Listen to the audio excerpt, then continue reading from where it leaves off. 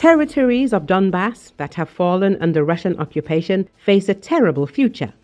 The Kremlin, which has left the region without water, does not care about the suffering of the local population. This was openly admitted by Z-patriot, traitor of Ukraine, Tatyana Montyan. She assured that Russia is not going to eliminate the humanitarian catastrophe in the occupied Donbass. The region, which was completely deprived of water during the full-scale invasion of the Russian Federation, is awaiting desolation. Most of the population has already left the captured region. Those who have nowhere to run remain to live there, and Moscow does not care about these people. Where can people run? Those who could have already run away. They have nowhere to run. What money can people live on? The vast majority have nowhere to run. They are not needed anywhere by anyone. I think with horror about what will happen next, because there is nowhere to get water. There is none at all, absolutely none. People are already buying swamp water for 1.5 to 3 rubles per liter. Water is not being delivered at all, absolutely. And it practically does not flow from the taps anymore. And there is still a month and a half of relative heat ahead. Everything has already dried up. The authorities have completely withdrawn from providing water, and no one is talking about it publicly. A dead end. I don't know what to do about this. What are they waiting for? It is not clear. What are they hoping for? It is not clear. People know for sure that no one cares about their suffering. Even if they start dying there in droves from thirst and dysentery, no one will care. There are no problems after all, and it's not as simple as sending inspectors there to talk to people and find out if there is water. It's not difficult, but for some reason, no one is doing this. I don't know why, Montyan said. She also noted that official Kremlin propaganda is lying about the real situation in Donbass. Recall in Donetsk, which has been without a centralized water supply for several months, the situation is turning into a social catastrophe.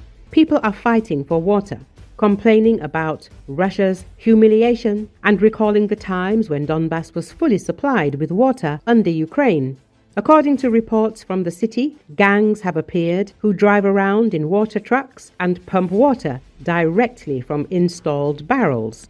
People are effectively deprived of even guaranteed access to imported water. In different areas of Donetsk, there has been no water for 2 to 3 months. Residents are forced to carry bottles from cars that periodically drive up to the yards. Queues often end in fights. For the elderly, this becomes an impossible challenge. Carrying water to the upper floors of houses is impossible without help. The video captured the cry of the soul of an elderly woman who speaks about the humiliating life in the occupied city. Even the water that reaches people is often unsuitable. Filters are instantly clogged with dirt and silt, which causes indignation among local residents. Many call what is happening a humiliation into which Russia has driven Donbass.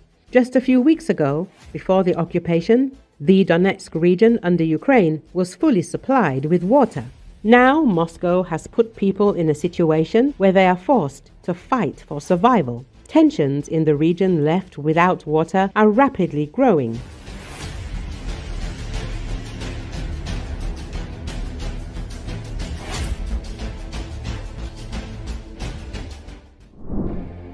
French President Emmanuel Macron said on Thursday that 26 of Ukraine's allies have pledged to deploy troops as a reassurance force for the war-torn country once fighting ends in the conflict with Russia.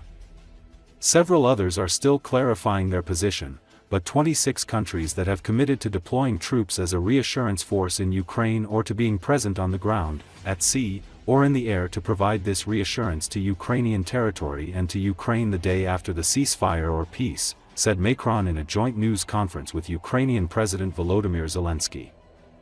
According to Associated Press, speaking after a meeting of the so-called Coalition of the Willing in Paris, Macron said the countries had committed to deploying troops in Ukraine, or to maintaining a presence on land, at sea, or in the air, to help guarantee the country's security the day after a ceasefire or peace is achieved.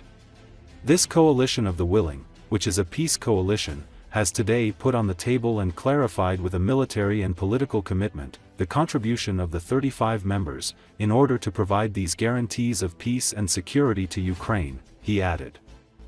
It comes as Zelensky and European leaders met with the U.S. envoy appointed by President Donald Trump to mediate peace talks, discussing security guarantees for the war-torn nation as allies seek to ensure long-term military support and continued American backing once the conflict ends.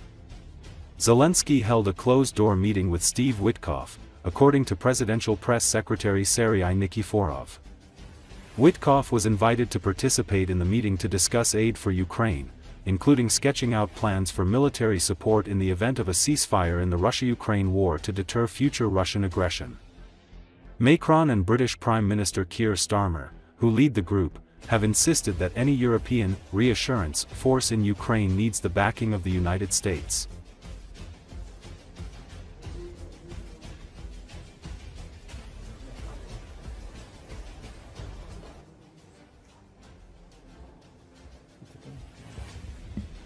Cette coalition des volontaires, qui est une coalition de paix, a aujourd'hui en effet mis sur la table et clarifié avec un engagement militaire et politique la contribution des 35 membres afin justement d'apporter ces garanties de paix et de sécurité à l'Ukraine.